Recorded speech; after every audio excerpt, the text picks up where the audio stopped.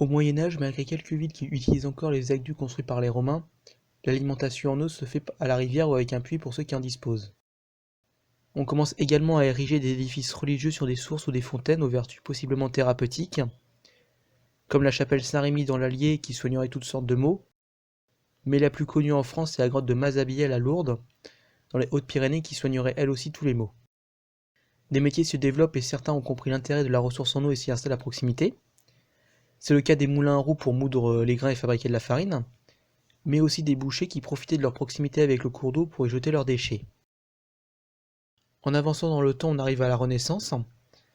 Cette dernière symbolise le développement d'œuvres hydrauliques. La plus basique, c'est la construction de canaux puis d'écluses, qui permettent la navigation et favorisent le transport des marchandises. Mais si je devais vous présenter une de ces grandes œuvres hydrauliques, ce serait la machine de Marly. Si vous êtes déjà allé à Versailles, vous aurez vu toutes les fontaines qui jalonnent les jardins. Pourtant, les ressources en eau à proximité du château ne permettaient pas d'avoir une ressource en eau suffisante. Il a donc été décidé d'aller chercher cette eau dans la Seine, à 7 km au nord, et cela grâce à la machine de Marly. Ce timbre est édité à l'occasion de l'Exposition internationale de la technique de l'eau à Liège en 1939. C'est donc l'occasion de rendre hommage à cet ouvrage incroyable, imaginé et réalisé par deux Belges, appelé en son temps la 8e merveille du monde, la machine de Marly. En 1675, afin de satisfaire les désirs de Louis XIV, Colbert se met en quête d'un homme capable de remonter les eaux de la Seine jusqu'à Versailles. C'est seulement 3 ans plus tard que se présente avec son projet Arnold de Ville, originaire de Liège.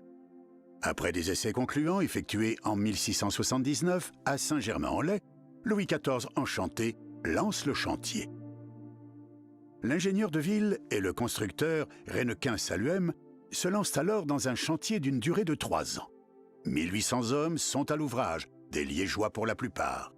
Les travaux nécessitent d'énormes terrassements, beaucoup de maçonnerie.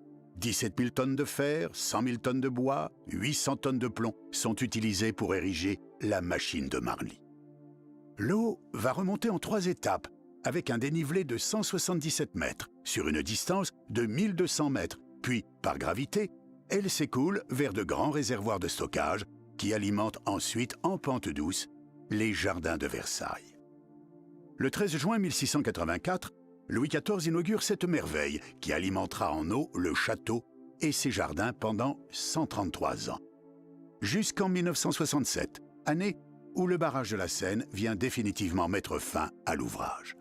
Malgré l'ingéniosité de la machine de Marly, son débit n'est pourtant pas suffisant pour alimenter en eau potable les 25 000 personnes vivant au château, ainsi que les nombreuses fontaines du jardin. Aussi, le parcours du roi doit-il être connu en avance pour ne faire fonctionner que les fontaines nécessaires. La machine de Marly restera tout de même un formidable témoignage du génie créatif de l'homme. Malheureusement, durant ces 2 périodes, peu d'efforts ont été faits pour l'eau courante ou pour les eaux usées. Néanmoins, pour recevoir l'eau, des porteurs d'eau étaient présents dans Paris et permettaient de distribuer de l'eau aux habitants. Cette profession a perduré jusqu'au début du XXe siècle, où l'on comptait encore 700 porteurs d'eau dans Paris.